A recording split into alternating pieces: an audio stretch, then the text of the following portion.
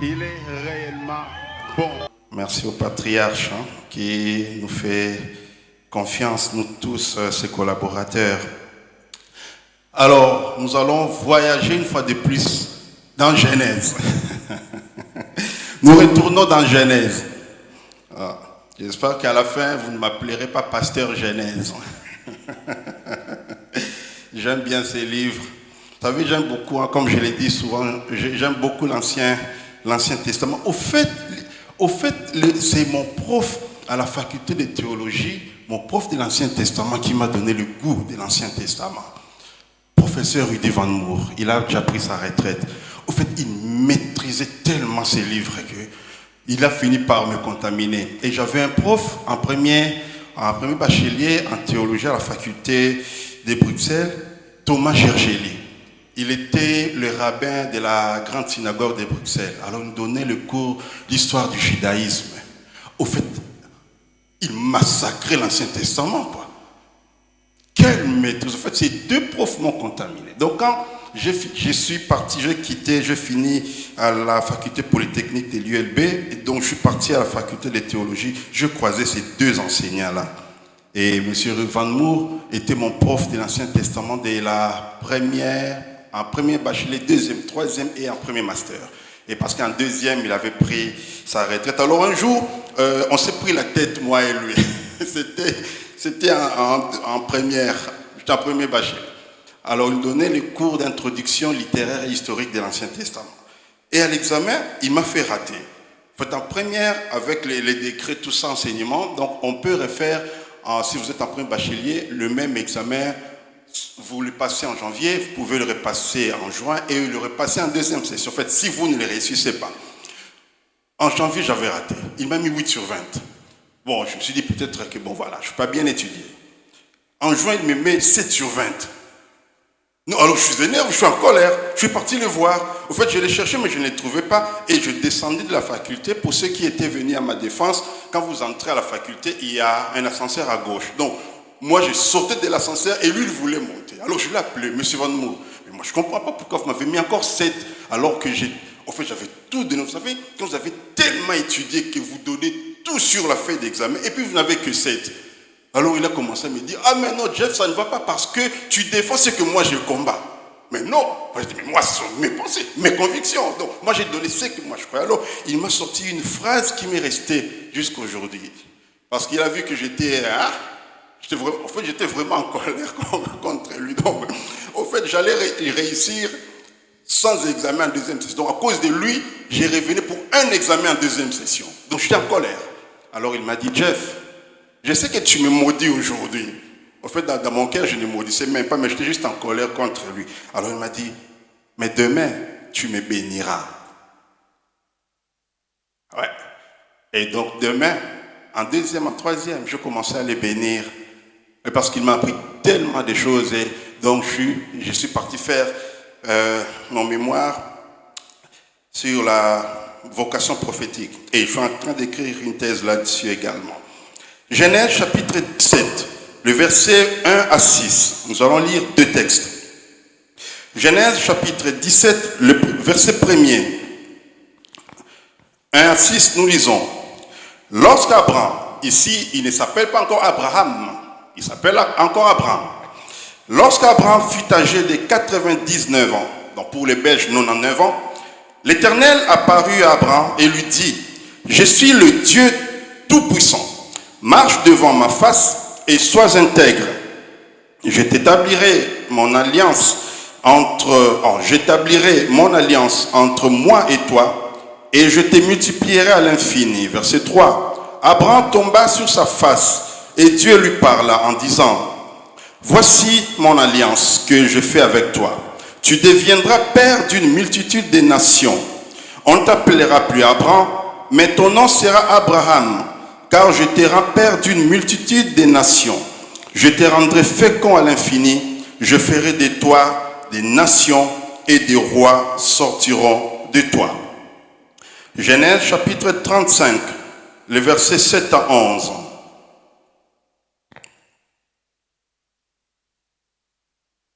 Genèse 35, verset 7 à 11. Non, je vais lire plutôt à partir du verset 9 à 11. Dieu apparut encore à Jacob après son retour de Padan Aram, et il le bénit. Dieu lui dit, ton nom est Jacob, tu ne seras plus appelé Jacob, mais ton nom sera Israël. Et il lui donna le nom d'Israël. Verset 11, Dieu lui dit, je suis le Dieu tout-puissant, sois fécond et multiplie. Une nation et une multitude de nations naîtront de toi et des rois sortiront des terrains. Donc dans les deux passages, vous remarquez quelque chose. Le Seigneur dit à Abraham, je suis le Dieu tout-puissant. Ici, Dieu dit à Jacob, je suis le Dieu tout-puissant. Et on recule un peu. Genèse chapitre 16, le dernier passage. Genèse au chapitre 16e, le verset 16e également. Genèse 16. Abraham était âgé de 86 ans lorsqu'Agar enfanta Ismaël à Abraham. Prions. Gloire à toi, Seigneur, pour le temps que tu nous donnes de donner une parole, Seigneur. Que cette parole que tu veux nous donner, Seigneur, bénisse ton peuple au nom de Jésus. Amen. Le thème de cet enseignement que je nous donne ce matin est celui-ci. Quand Dieu se révèle le Tout-Puissant. Quand Dieu se révèle le Tout-Puissant. Après l'enseignement que je vous ai donné il y a quelques temps sur quand Dieu se souvient, alors ici nous voulons réfléchir sur quand Dieu se révèle le Tout-Puissant. Au fait, le dernier passage que nous venons de lire de Genèse chapitre 16, le verset 16e, est assez drôle. Parce que ce dernier verset nous donne l'âge d'Abraham. La Bible dit, Abraham était âgé de 86 ans lorsqu'Agar lui enfanta Ismaël. Mais vous constatez que ce verset se conclut par l'âge d'Abraham. 86 ans. Et curieusement, le chapitre 17, le premier verset s'ouvre par un nouvel âge. Il a 99, il a 99 ans. Je reviendrai là-dessus un peu plus tard. Et la Bible dit, Abraham était âgé de 89 ans quand Dieu s'est révélé à lui pour lui dire « Je suis le Dieu tout-puissant ». C'est à 99 ans. À 86 ans, on n'a pas dit que je suis le Dieu tout-puissant. C'est à 99 ans qu'il vient lui dire. Je reviendrai encore. On voit ici Dieu donner une nouvelle révélation de qui il est à Abraham. Parce que Dieu s'était révélé déjà à Abraham, mais sous une autre forme, sous un autre nom, une autre appellation, une autre qualification. D'ailleurs, au verset 1er de Genèse chapitre 12, je vais vous montrer les différentes révélations, comment Dieu s'est révélé à Abraham de plusieurs manières avant d'atterrir pour la dernière fois, la 4e fois en lui disant que je suis le Dieu tout-puissant. En fait, si après cette révélation-là, tous les livres de Genèse jusqu'à la mort d'Abraham, Dieu ne se révèle plus sous une quelconque forme. Il ne parle plus de qui il est, mais parce qu'il s'est arrêté là, parce qu'il est le Dieu tout-puissant. Dans sa toute-puissance, mais ça s'arrête tout. Genèse chapitre 12, le verset 1er. 12.1. L'Éternel dit à Abraham, va-t'en de ton pays, de ta patrie et de la maison de ton père, dans le pays que je te montrerai. La première rencontre de Dieu avec Abraham, ça c'est la première rencontre. Et quand Dieu le rencontre là, il lui fait des promesses. Il fait des promesses à Abraham. La première révélation qu'Abraham a de Dieu, c'est que Dieu est un Dieu de rencontres. C'est un Dieu de promesses. Il vient lui faire une promesse. Il vient rencontrer Abraham. Il dit, va-t'en, moi je te montrerai où tu dois aller. C'est la toute première fois qu'Abraham a une révélation sur ce qui Dieu est. Il lui dit, il est le Dieu des rencontres, des promesses. Au chapitre 14, le verset 18 à 20, alors là, Abraham s'entretient avec Melchisedec, roi de Salem. Le verset 18 à 20 dit ceci de Genèse, chapitre 14e. Melchisedec, roi de Salem, fit apporter du pain et du vin. Il était sacrificateur du Dieu très haut. Il bénit Abraham et dit, béni soit Abraham par le Dieu très haut, maître du ciel et de la terre. Le verset 20 dit, béni soit le Dieu très haut qui a livré tes ennemis entre tes mains. Et Abraham lui donna la dîme de tout. Abraham a une deuxième révélation, une nouvelle révélation de qui Dieu est, le Dieu très haut. D'abord, Dieu s'est révélé à lui comme étant le Dieu des promesses et le Dieu des rencontres. Et ici, par la bouche de Melchisedec, Dieu se révèle à Abraham comme étant le Dieu très haut. Il est au-dessus de tout, au-dessus des rois, au-dessus des puissances, au-dessus des autorités. C'est dans Genèse 14 qu'Abraham découvre cette nouvelle facette de Dieu qui lui est révélée par ses Melchisédek. Et Abraham apprend vite. À peine il a appris cela au verset 8, qu'il a appris que Dieu était le Dieu très haut. Si vous continuez la suite de ce chapitre, verset 22, on voit Abraham utiliser ces termes aussi pour la première fois, que Dieu est le Dieu très haut, parce qu'il va dire, Abraham répondit au roi de Sodome, je lève la main vers l'Éternel, le Dieu très haut. Il a appris que Dieu n'est pas seulement un Dieu qui fait des promesses, il n'est pas seulement un Dieu qui vient rencontrer, mais il est aussi le Dieu très haut. La troisième révélation que je trouvais de cet homme, d'Abraham, de Dieu, envers Abraham, c'est au chapitre 15e, le verset 1er. Genèse chapitre 15, le verset 1. Après ces événements, la parole de l'Éternel fut adressée à Abraham dans une vision et il dit, Abraham, ne crains point, je suis ton bouclier et ta récompense sera très grande. Je suis ton bouclier et ta récompense sera très grande. Ici, on voit Dieu lui dire, je ne suis pas seulement le Dieu des rencontres, des promesses, je ne suis pas seulement le Dieu très haut, mais Abraham, je suis aussi ton bouclier. C'est moi qui te protège contre les ennemis, contre tous tes ennemis, contre tous les traits enflammés. Je suis cette arme défensive qui te protège. Bien-aimé, j'aimerais dire à quelqu'un ce matin, ne crains rien, parce que tu as un bouclier qui s'appelle le Dieu très haut. Il protège. Quand l'ennemi s'élève, l'ennemi fait face à un bouclier. Voilà pourquoi David l'a compris. Il a dit, celui qui demeure sous l'abri du Très-Haut repose où? À l'ombre du Tout-Puissant. Parce que Dieu n'est pas seulement le Dieu des promesses, n'est pas seulement le Dieu très haut, mais il est aussi le bouclier qui protège. Et donc, on atterrit alors dans Genèse chapitre 17 qu'on vient de lire. Abraham monte encore d'un étage dans la révélation de Dieu. Donc c'est là que la Bible déclare que lorsqu'il fut âgé de 99 ans, l'Éternel lui apparut et lui dit, je ne suis pas seulement le Dieu de rencontre, Abraham. Je ne suis pas seulement le Dieu très haut. Je ne suis pas seulement ton bouclier. Mais Abraham, je suis venu te dire une autre chose que tu ne sais pas. La quatrième révélation, je suis le Dieu tout-puissant. Bien-aimé, frère, sœur, tu as un Dieu qui ne s'appelle pas puissant. Il n'est pas un Dieu puissant. Il est un Dieu tout-puissant. Alors, devant un Dieu tout-puissant, qu'est-ce qui peut résister? Rien. Donc, quand tu t'agenouilles et que tu demandes à Dieu, tu lèves les mains, crois que le Dieu tout-puissant, en fait, j'ai envie de dire, a déjà tout fait. Alléluia. Parce qu'il s'appelle le Tout-Puissant. Frère, il est important de savoir que dans la marche avec Dieu, dans notre marche avec Dieu, qu'il est de la volonté de Dieu que nous puissions croître dans la connaissance de sa personne.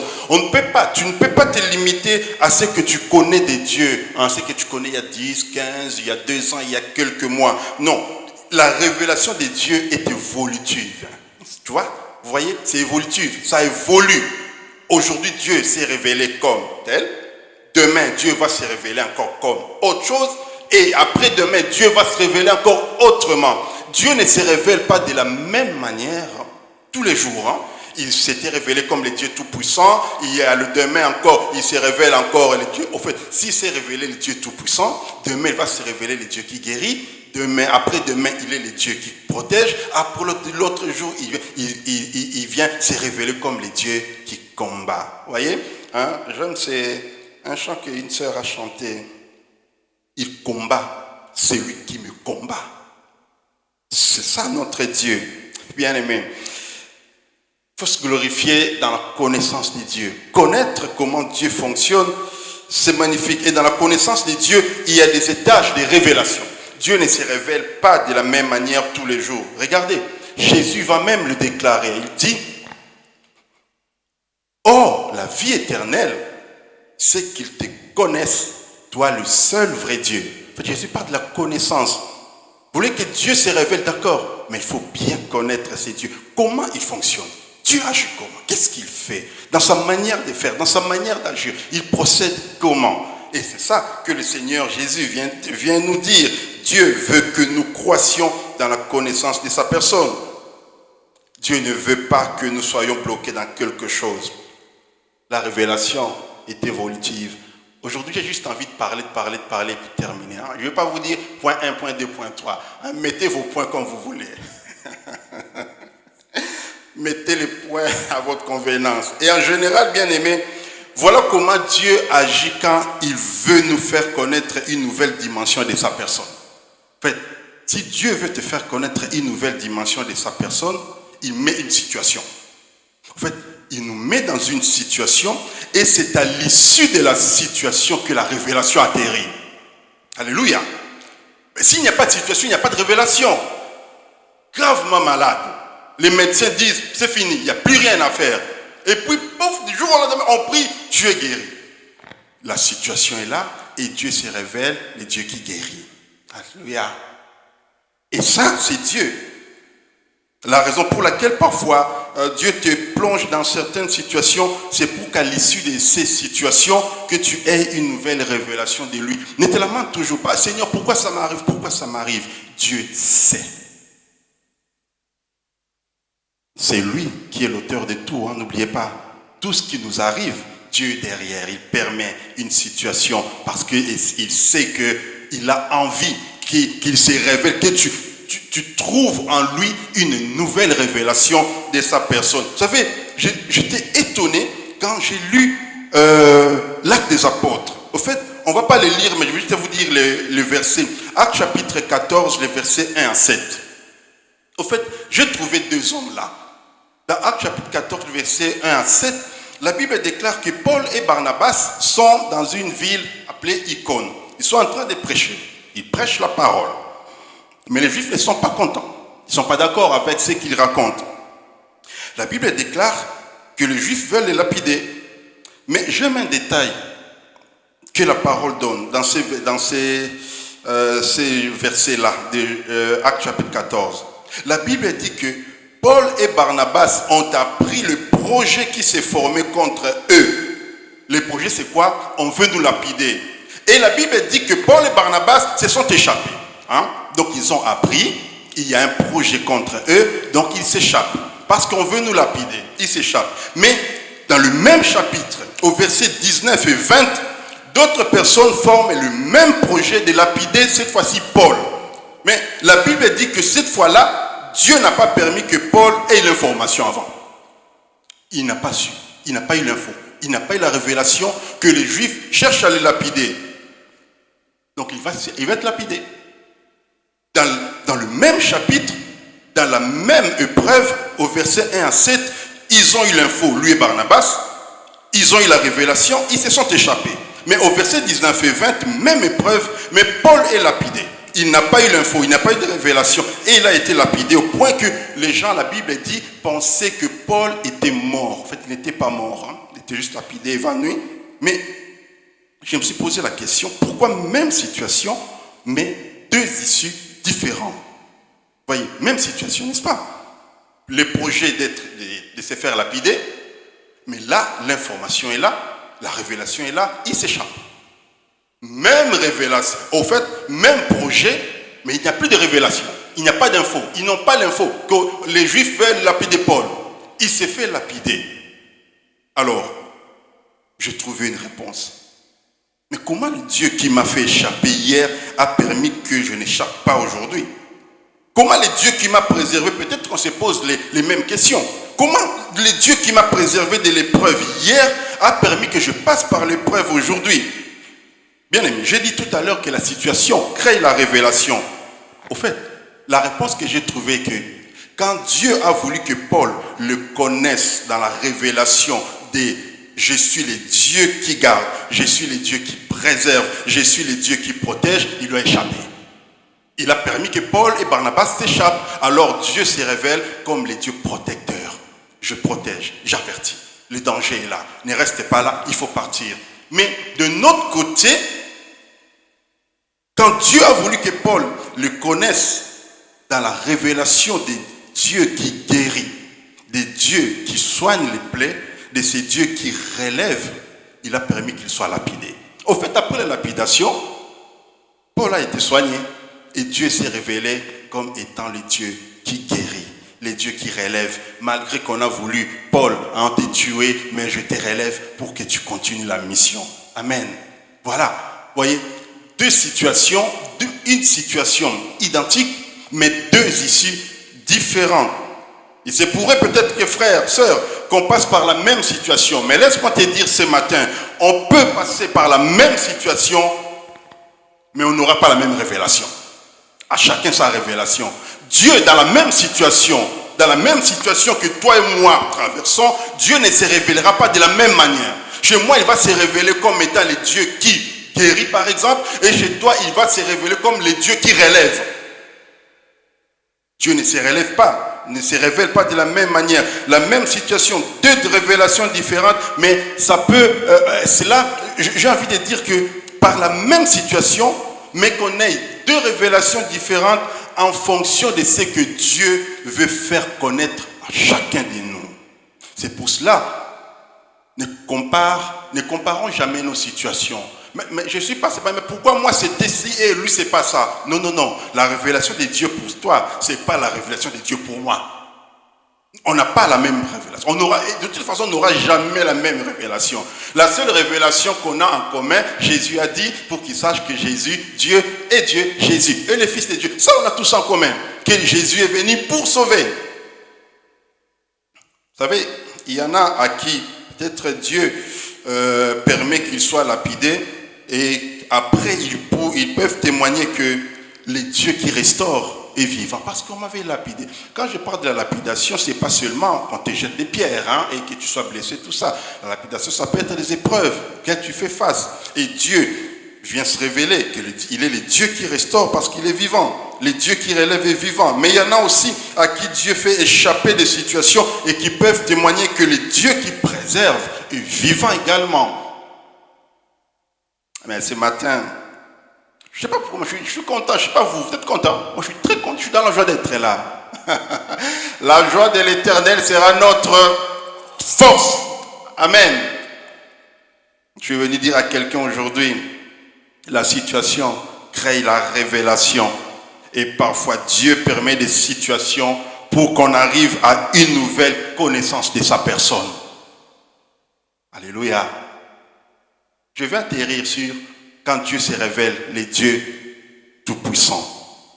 Mais je suis en train de parler à quelqu'un ce dimanche matin, de lui dire que bientôt tu sauras que les dieux que tu sers va se révéler comme les dieux qui donnent un travail. C'est lui qui veut une guérison, Dieu va se révéler comme étant le Dieu qui guérit. À celui qui veut une délivrance, Dieu vient se révéler comme celui qui délivre. Et à celui qui a besoin, Dieu va se révéler. Le Jéhovah Jireh, le Dieu qui pourvoit. C'est le Dieu que nous servons. Quand Dieu se révèle, est tout-puissant, les données changent. Les choses ne restent pas idem, ça change. Y a-t-il quelqu'un qui souffre ce matin? J'ai pris que tu connaisses Dieu comme celui qui essuie les larmes. Y a-t-il quelqu'un qui attend un financement quelque part? Je ne sais pas. J'ai pris que tu te retrouves à parler de Dieu comme étant les dieux qui sponsorisent. Les meilleurs sponsors que nous pouvons avoir, c'est Dieu. Il nous sponsorise dans tout. J'ai pris que la grâce sponsorise quelqu'un ce matin.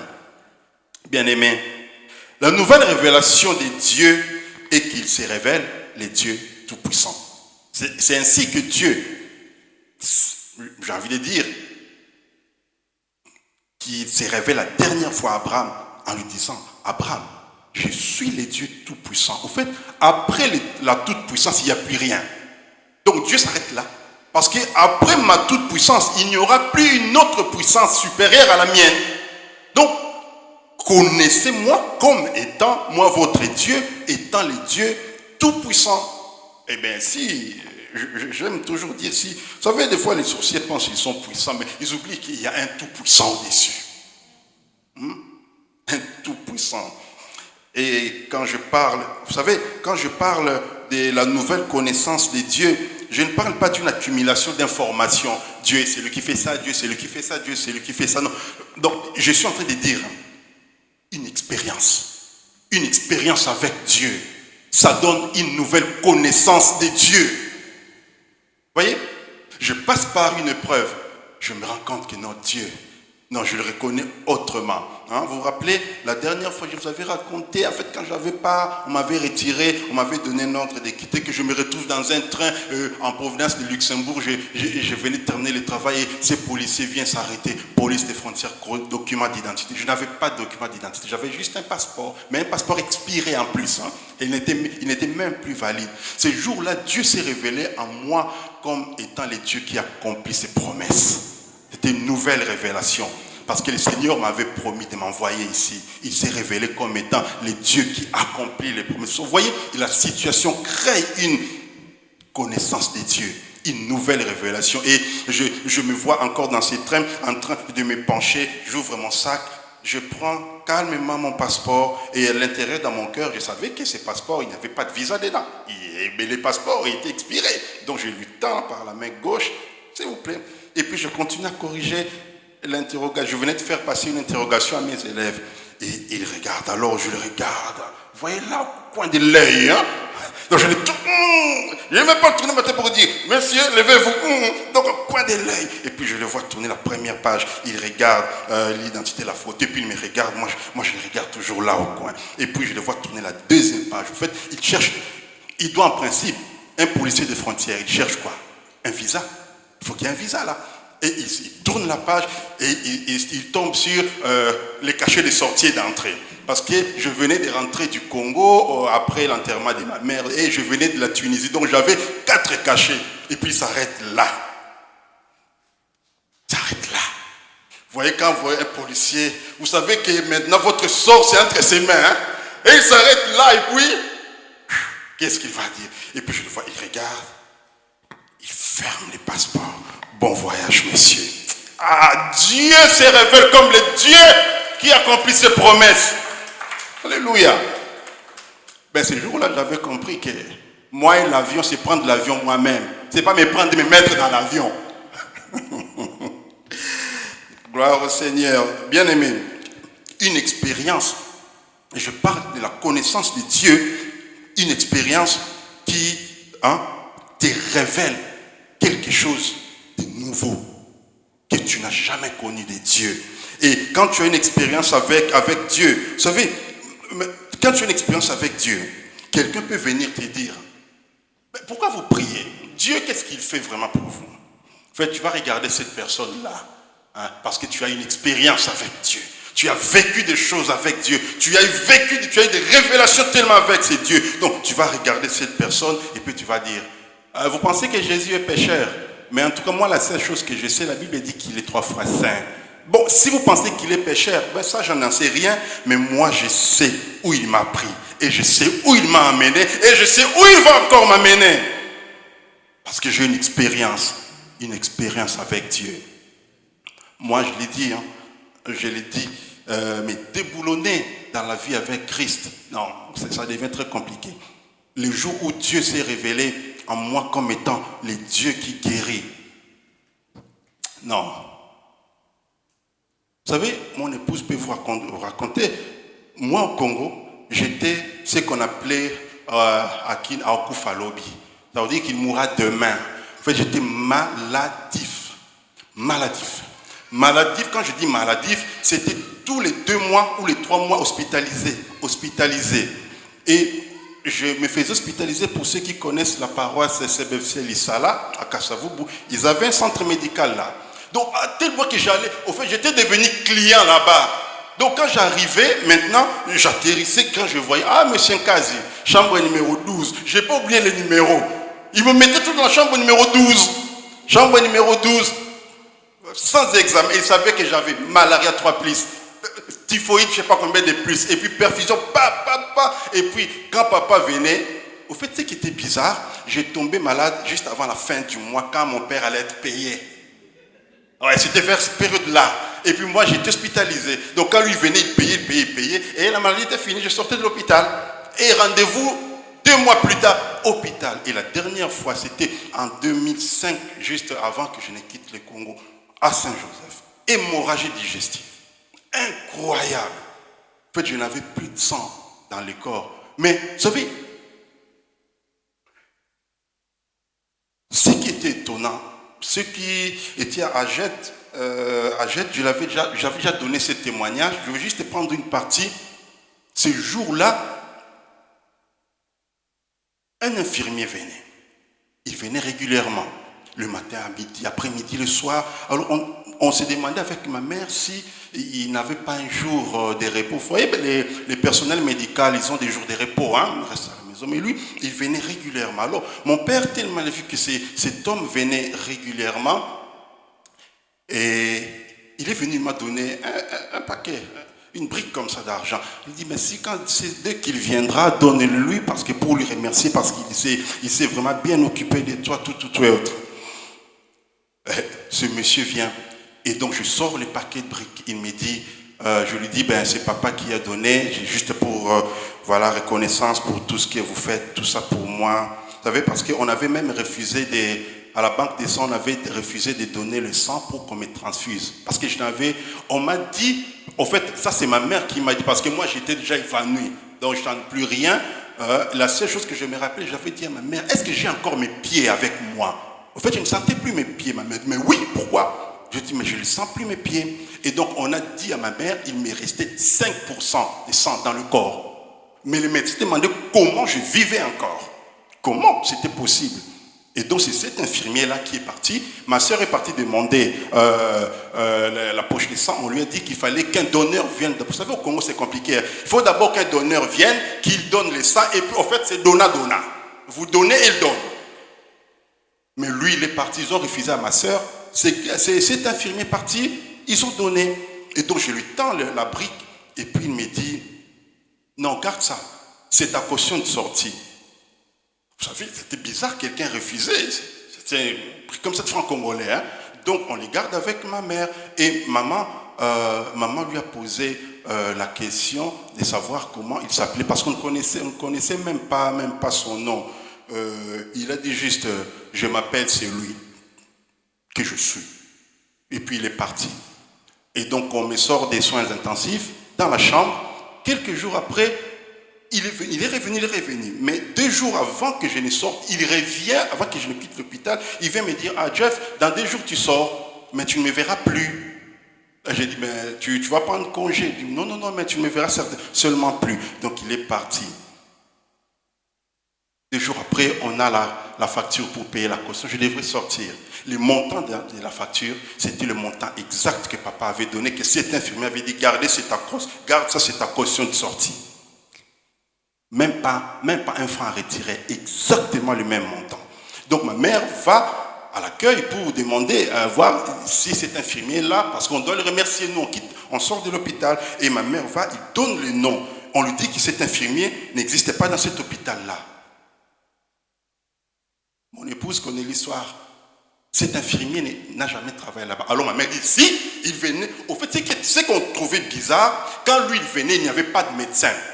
Quand il partait, le médecin venait après. Ils ne se sont jamais croisés avec un médecin. Et donc ma mère décrit physiquement comment il est comme ça. Il venait matin, il venait à midi, il venait le soir. On lui a dit, madame, on n'a pas d'infirmier qui corresponde à cette description-là. On ne l'a jamais vu. 2 jours avant, il m'a dit que je ne le verrai plus. On ne l'a plus jamais vu.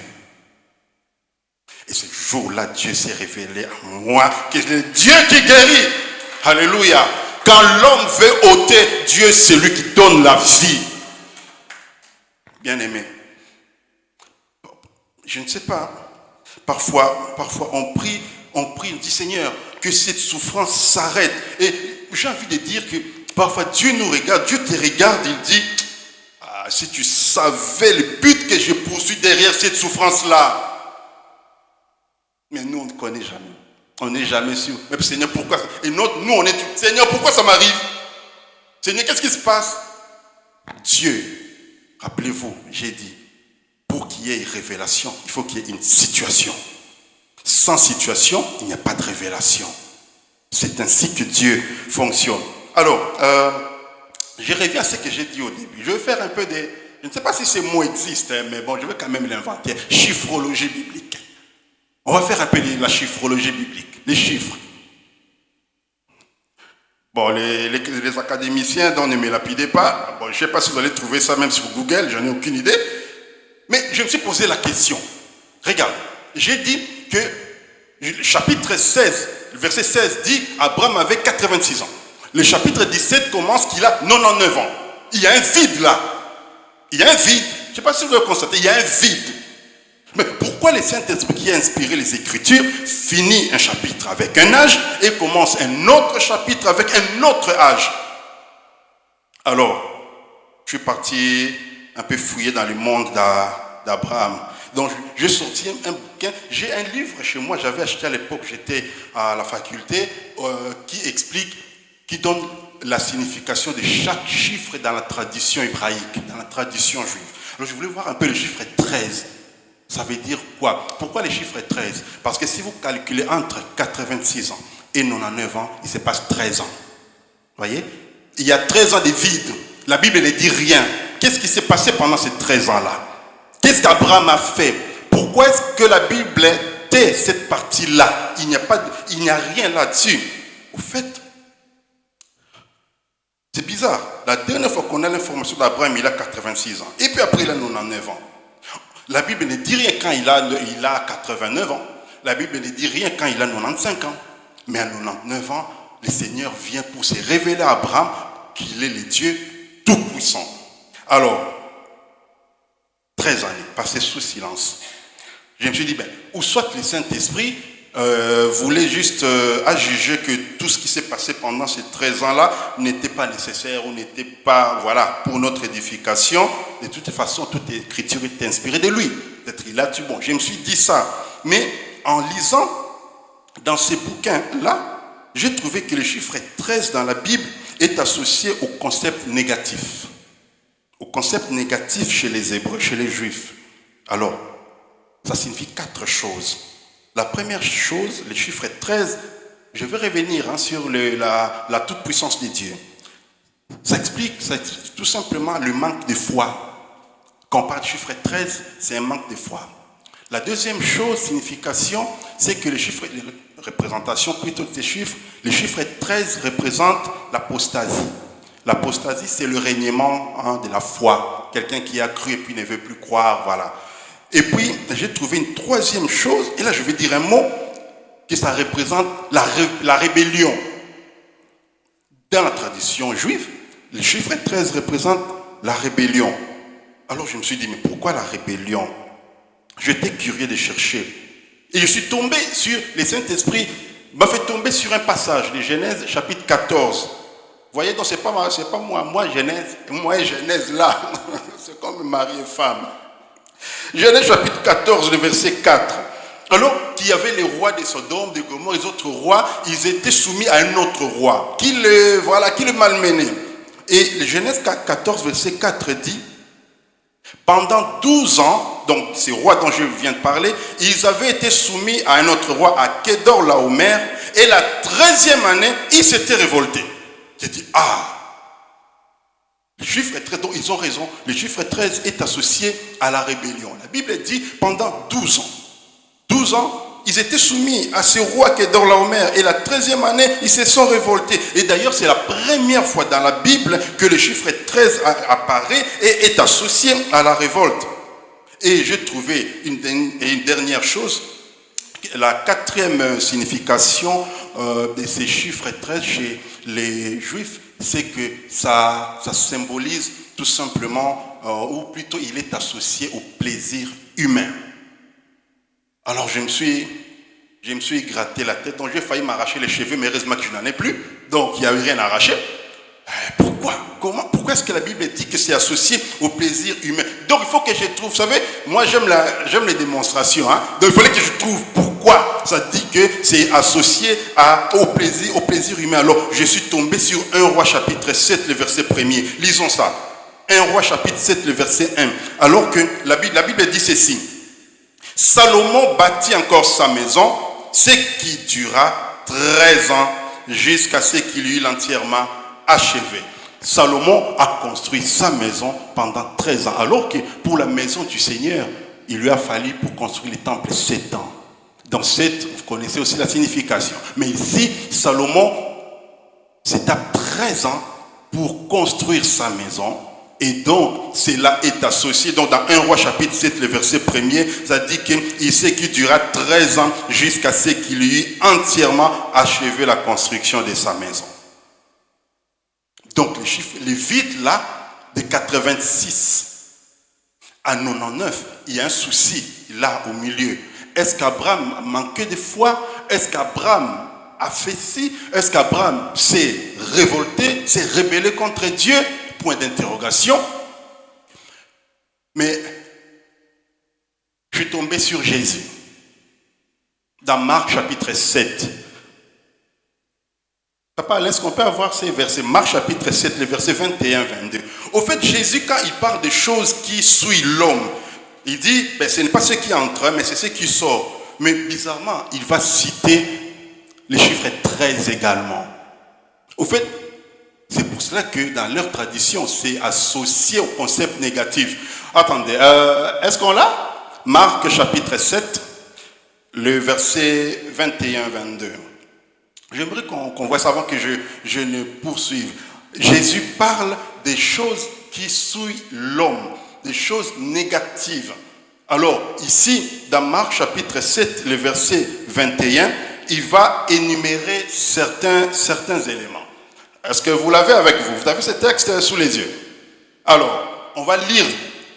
Comptez avec moi ensemble. Je vais vous dire, go. Vous allez voir qu'il cite 13 choses. 13. Alors, verset 21. Car c'est du cœur des hommes que sortent 1. Les mauvaises pensées. 2. Les adultères. 3. Les impudicités. 4. Le meurtre. Verset 22. 5. Les vols. 6. Les cupidités. 7. Les méchancetés. 8. La fraude. 9. Les dérèglements. 10. Les regards envieux. 11. La calomnie. 12. L'orgueil. 13. La folie. Point. Et c'est fini.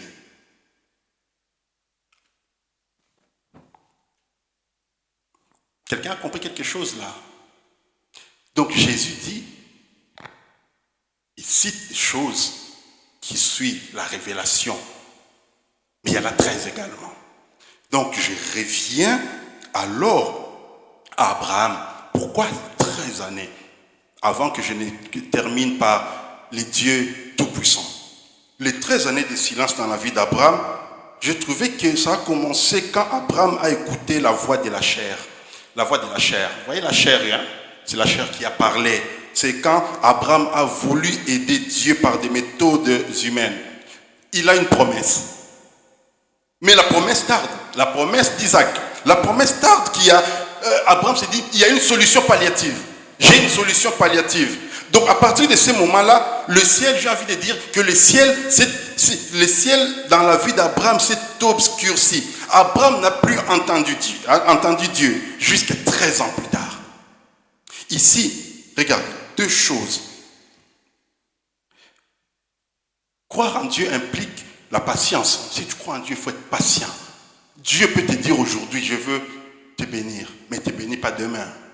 Il va te bénir peut-être dans 6 mois. Il peut te le faire dans 1 année, dans 2 ans. Au fait, parce qu'il est souverain. Il le fait selon son temps, à l'heure voulue, au moment voulu. Mais Abraham est tellement pressé d'avoir un enfant qu'il va accepter la proposition de sa femme.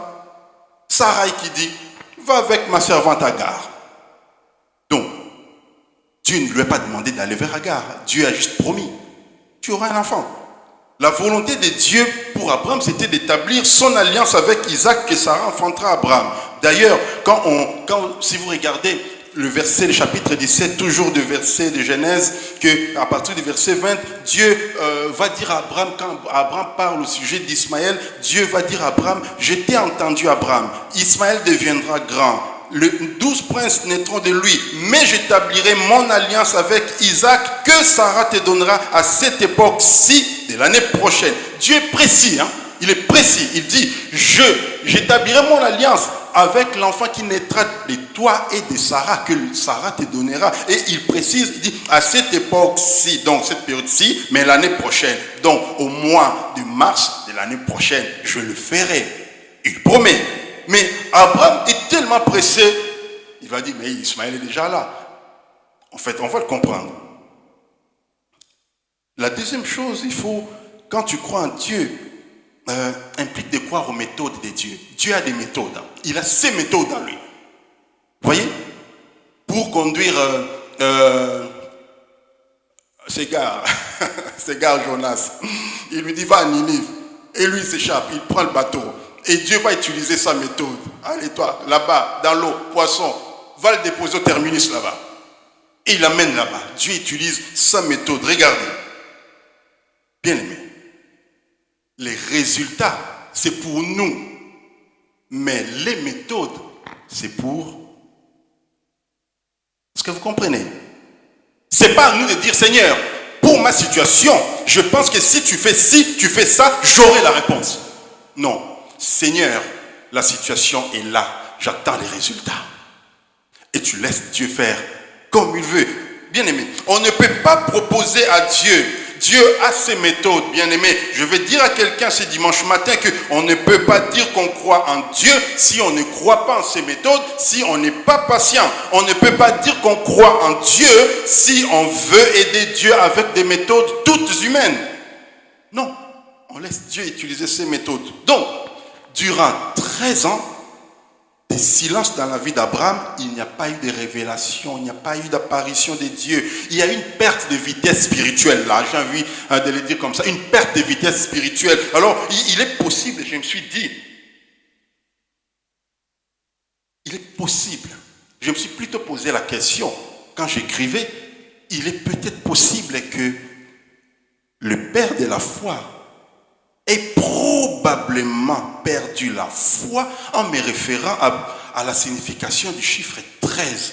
Pourquoi la Bible passe 13 ans sous silence? Mais comment le prouver? Il faut le prouver. Alors je suis parti encore chercher. Les théologiens sont bizarres, hein? Ils veulent toujours chercher. Alors j'ai trouvé une première preuve. Genèse, toujours chapitre 17, le verset premier que nous avons lu. J'ai trouvé une preuve là. La Bible dit, lorsqu'Abraham fut âgé de 99 ans, donc 99 ans, l'Éternel apparut à Abraham et lui dit, je suis le Dieu Tout-Puissant. Regardez la phrase d'après. Marche devant ma face et sois intègre. Marche devant ma face et sois intègre. Restons juste là. Marche devant ma face. Non, sois intègre. J'essaie de lire ces versets dans plusieurs versions de la Bible. Le français courant, j'ai trouvé, le français courant dit « Marche en face de moi et sois irréprochable ». Alors, je trouvais dans la version parole vivante, ça m'a intéressé. La Bible dit « Marche devant moi » et là où Louis II dit « Sois intègre », parole de vie dit « Et fais ce qui me plaît ». Alors, bien aimé, la question est de savoir qu'est-ce qui plaît à Dieu. Je ne suis pas fatigué de mes questions, j'ai beaucoup de questions, mais j'ai des réponses également. Mais qu'est-ce qui plaît à Dieu? Donc, Hébreux chapitre 11, le verset 6 me donne la réponse. Or, sans la foi, il est impossible de plaire à Dieu. Donc, si Dieu vient dire à Abraham, fais ce qui me plaît, le sous-entendu, redeviens un homme de foi, Abraham. Redeviens un homme de foi. Bon, vous allez le comprendre. J'avance. Redeviens un homme de foi. Et la deuxième preuve, cela se mesure par le fait que Abraham a utilisé la méthode humaine. Regardez, dans Genèse chapitre 18, chapitre 17, le Seigneur se révèle à lui comme le Dieu Tout-Puissant. Dans Genèse 18, le Seigneur va dire à Abraham, à Sarah, il dit que voilà, Sarah aura un enfant, tout, mais Sarah rit. Et donc la question de l'homme, de l'ange, dit, mais pourquoi Sarah a ri? Sarah répondit, je n'ai pas ri. On condamne souvent Sarah, mais comment peut-elle douter quand Dieu dit? Comment est-ce qu'elle pouvait douter? Quand Dieu parle, on ne doute pas. Mais, vous savez, car c'est Abraham qui a ri les premiers. Je ne sais pas si vous l'avez déjà lu. C'est lui qui a commencé par rire les premiers. Ce n'était pas Sarah, c'est pas ça. Sarah a lu après. Elle a ri après. Bon, voyons ça. Genèse 17. Lisons, versets 15 à 18. Vous allez dire, mais pasteur, tu dis qu'Abraham, c'est lui qui avait ri le premier. Oui, moi j'ai trouvé que c'est Abraham qui avait ri le premier, parce que Sarah va rire au chapitre 18. Abraham va rire au verset 17, au chapitre 17. Le verset 15 à 18. Dieu dit à Abraham, tu ne donneras plus à Sarai ta femme le nom de Sarai, mais son nom sera Sarah. Verset 16, je la bénirai et je te donnerai d'elle un fils. Je la bénirai et elle deviendra des nations. Des rois des peuples sortiront d'elle. Verset 17, Abraham tomba sur sa face. Il rit et dit en son cœur, naîtrait-il un fils à un homme de 100 ans? Et Sarah, âgée de 90 ans, enfantera-t-elle? 18, et Abraham dit à Dieu, oh qu'Ismaël, Ismaël vive devant ta face. Vous avez vu? Qui a ri le premier? Qui a ri le premier? C'est Abraham? C'est pas Sarah? Mais on jette la pierre sur Sarah. Elle a ri. Mais ici, Dieu dit à Abraham, Abraham, mon alliance, tu deviendras père. Et puis, imaginez Abraham par terre. Au fait, il est tombé face par terre. Qui est? Nous sommes petits canaillots, Seigneur. Laisse tomber. Seigneur, laisse tomber. Moi là, 100 ans. Et Sarah, non, Dieu, laisse tomber. Au fait, la foi. Vous voyez, c'est là que je dis, le chiffre 13 dit, il y a perte de foi. Probablement, il est probable que quand Dieu dit à Abraham, redeviens un homme de foi, parce qu'il a vu qu'Abraham commençait à perdre la foi quand il lui a dit que tu enfanteras. La Bible dit, Abraham tomba sur sa face. Et Abraham ose même dire à Dieu, Sarah donnera-t-elle un fils? Dieu, j'ai juste à te proposer quelque chose. Voilà la méthode humaine. Seigneur, Ismaël est déjà là. Bénis seulement Ismaël. Et puis on n'en parle plus. J'ai déjà un enfant. À cet âge, Dieu laisse tomber. Dieu, voulant se révéler à Abraham comme étant le Dieu tout-puissant, il devra accomplir sa promesse. Alors je veux dire à quelqu'un ce matin que ce que Dieu a dit sur ta vie, il l'accomplira. Il l'accomplira. Quel que soit le temps que ça prendra, quelle que soit la durée, il l'accomplira. Bien aimé, moi je dis toujours, quand Dieu a dit, c'est toi. Ne dis pas, Seigneur, même si moi je ne les vois pas, mes enfants. Non, c'est toi. La Bible dit, tes enfants seront bénis en toi, par toi. Ça veut dire que leur bénédiction viendra de toi. Mais ce que Dieu a dit qu'il fera pour toi, ça sera pour toi. Tu ne mourras pas avant que cela ne s'accomplisse. Imaginez que Dieu te parle et puis tu te mets à rigoler. Vous savez ce qui est bien chez le Seigneur? Quand il a promis, quand il te voit t'éloigner, le Seigneur va utiliser un moyen de te ramener sur... Parce qu'il doit accomplir quelque chose, parce que la Bible dit, il veille sur sa parole pour l'accomplir. Donc tu dois revenir, donc Dieu va utiliser, c'est là que j'ai dit, Dieu va utiliser ses méthodes, sa méthode, toutes ces méthodes pour te ramener sur le chemin de la destinée, pour que la parole qu'il t'a dit, la promesse qu'il t'a faite, s'accomplisse. Et cela est déjà arrivé à plusieurs parmi nous certainement, bien aimés. Ne condamnons toujours pas cette femme Sarah. C'est vrai qu'elle a douté, mais Dieu avait un plan. Voyez, regardez, mais allons au Nouveau Testament, allons faire un tour chez Marthe. Ce n'est pas la Marthe là, la femme d'Alfred, la Marthe de la Bible. La sœur de Lazare, ce n'est pas notre Malata, c'est la sœur de Lazare. Dans Jean chapitre 11, vous savez, on aime souvent fustiger, voilà, Marthe, et on aime encenser Marie parce que tout simplement, on te dit, Jésus lui a dit, Marie a choisi la bonne part, qui ne lui sera pas ôtée, une seule chose, voilà, a choisi ça, mais Marthe s'est inquiétée de tout ça. Mais Dieu m'a ouvert une compréhension sur Marthe, et je compris que, au fait, nous nous ressemblons aussi à Marthe des fois. Ce qui m'étonne avec Marthe, ce n'est pas qu'elle ait douté quand Jésus lui a dit, ton frère ressuscitera. Au fait, il dit, Marthe répondit, dans Jean chapitre 11, je sais qu'il ressuscitera le dernier jour. Au fait, elle ne doute pas. Jésus lui dit, Jésus n'a pas dit, ton frère ressuscitera maintenant. Vous voyez, si le Seigneur avait dit, ton frère ressuscitera maintenant, oui, il doute. Mais Marthe comprend, le Seigneur a dit, ton frère ressuscitera. C'est-à-dire, c'est dans le futur. Donc pour Marthe, il y a une résurrection plus tard. Donc, elle répond, Seigneur, je sais qu'il ressuscitera, mais les derniers jours. Et alors, c'est là que Jésus intervient pour dire, je suis la résurrection et la vie. Mais Marc n'est pas très convaincu par ces paroles. Donc, on sent une femme qui est entre la foi et le doute. Et donc, elle n'est pas très convaincue, mais après, Jésus va lui dire de demander d'enlever la pierre. Mais Marc dit, mais Seigneur, t'es sérieux? C'est une blague. Il sent déjà, ça fait 4 jours qu'il est dedans. Bien aimé, Jésus est un peu comme énervé. Hein, et il va dire à Marthe, mais ne t'ai-je pas dit que si tu crois, tu verras la gloire de Dieu? Bien aimé, la méthode, c'est Dieu. Nous, c'est croire et amen, point. Dieu fait comme il veut. Et ici, on voit Jésus, hein, va dire à Marthe, si Marthe plutôt dire à Jésus, si tu avais été ici, mon frère ne serait pas mort. Mais il dit, mais maintenant, tout ce que tu demanderas à Dieu, Dieu le fera. Bien aimé, il nous arrive parfois de voir une lueur d'espoir. Tu te dis, ah, ça commence à marcher. Ah oui, la situation commence à évoluer. Ah, la maladie, bon, les médicaments que je prends, ça commence à faire effet. Mais quand on rentre à la maison, on se dit, Dieu agit. Mais quand on rentre à la maison, on regarde la situation en face. On ne croit plus que Dieu a dit qu'il va le faire.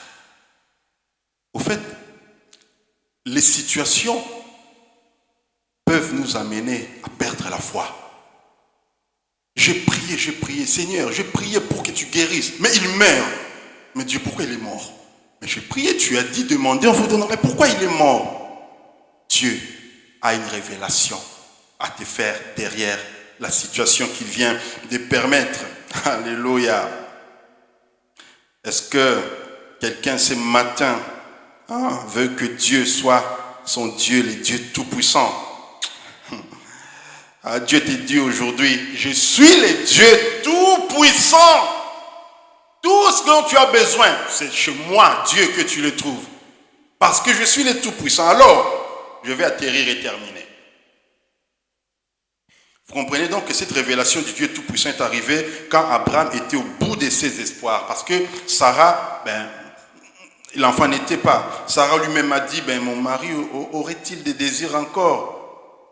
Je suis venu dire, bien aimé, je suis en train de terminer. Je suis venu dire à quelqu'un ce matin, à quelqu'un qui a commencé à se dire que c'est impossible, à quelqu'un qui a commencé à dire non, je ne crois plus que ça sera possible, à celui qui s'est dit, Seigneur, la situation là, je n'en peux plus. Seigneur, je suis prêt à lâcher. Seigneur Dieu, désormais, je ne sais plus par où commencer, de quel côté me diriger. Je suis venu dire à ces personnes que Dieu vient te dire ce matin que je suis le Dieu Tout-Puissant. Et cette révélation-là, c'est pour toi, du Dieu Tout-Puissant. Oui, il est le Dieu Tout-Puissant. C'est pour une personne qui est dans des situations extrêmes. C'est pour une personne qui est dans des situations impossibles. Je suis venu te dire, bien-aimé, que quand c'est impossible, alors le Dieu Tout-Puissant est capable. Oui. Quand tu regardes aux hommes, la solution ne viendra pas. Quand tu regardes aux situations, la solution ne viendra pas. Quand tu regardes tout ce qui t'entoure, la solution ne viendra pas. Mais si tu lèves les yeux vers lui, si tu lèves les yeux seulement vers le Seigneur, alors les solutions plairont. Si tu comptes sur lui, car le Dieu, alléluia, il s'appelle le Dieu Tout-Puissant. Alors je suis venu dire à une personne qui se demande, est-ce que je veux encore trouver mariage? Est-ce que je veux encore être guéri? Est-ce que cela sera encore possible? À celle qui se demande, est-ce que cette maladie peut être guérie? À celle qui se pose des questions, à celle qui est désespérée, Dieu te dit ce matin, je suis le Dieu Tout-Puissant.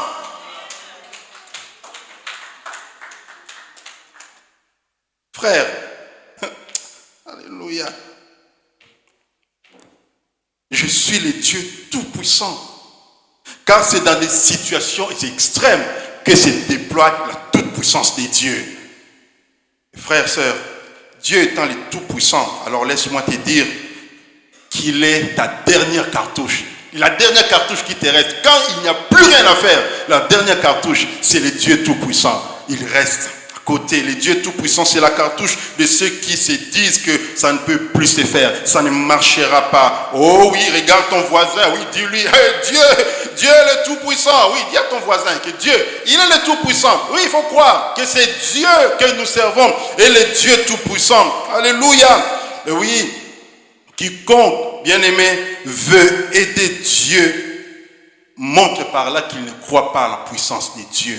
On n'aide pas Dieu. Crois en Dieu. Est-ce que, Seigneur, si j'abandonne ce que j'ai fait, Seigneur, si j'abandonne ceci ou cela, comment je ferai? Comment je vivrai? Qu'est-ce qui se passera? Je suis venu te dire tout simplement que Dieu est tout-puissant. Est-ce que vous vous rendez compte, bien-aimé, de la gravité de cette puissance de Dieu, de la toute-puissance de Dieu?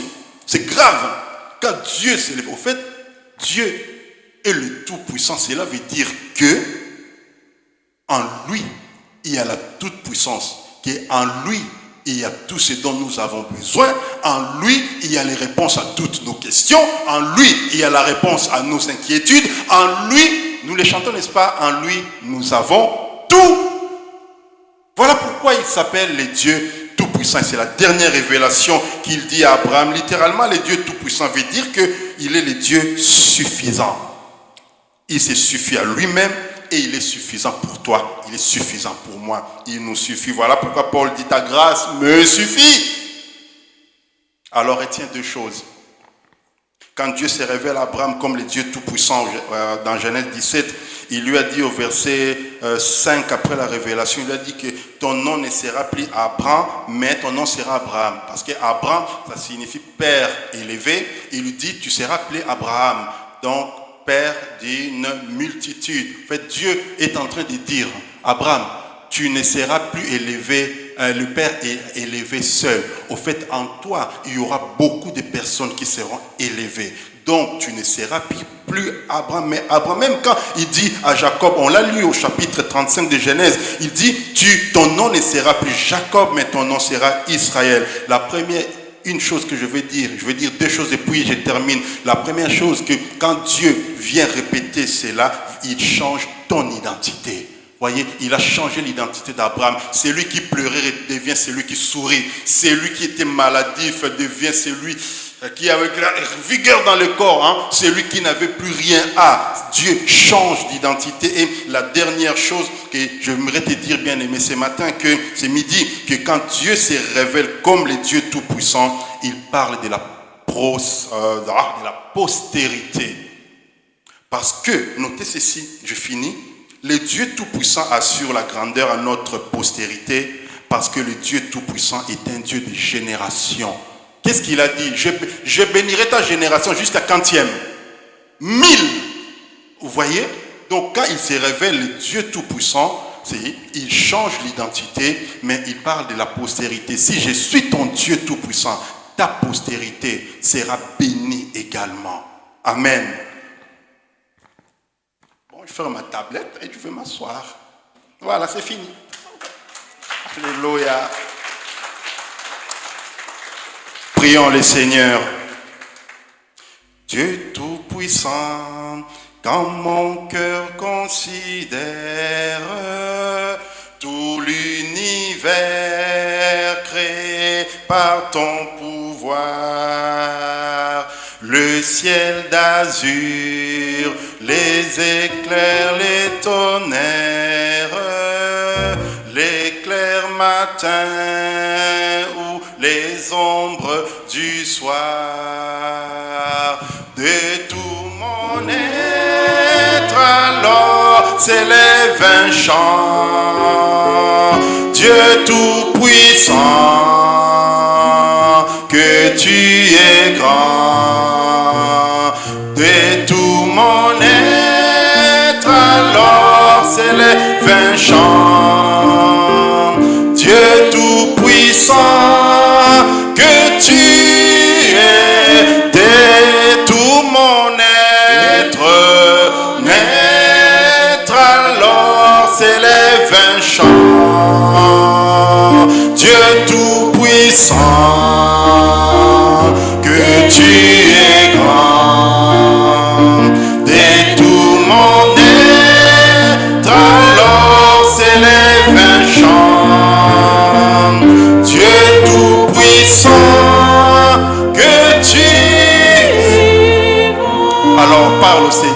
Dieu se révèle tout-puissant. Alors expose à ces dieux tout-puissants. C'est que tu entendais lui. Alléluia. Oh Dieu, Seigneur, Père éternel, Dieu 3 fois saint. Ce matin, éternel Dieu, il t'a plu de nous apprendre, éternel Dieu, oui, que tu es le Dieu tout-puissant. Tu as dit à Abraham, tu t'es révélé à Abraham, Seigneur, comme étant le tout-puissant, et qu'en toi, Seigneur, il y a la toute-puissance, Dieu.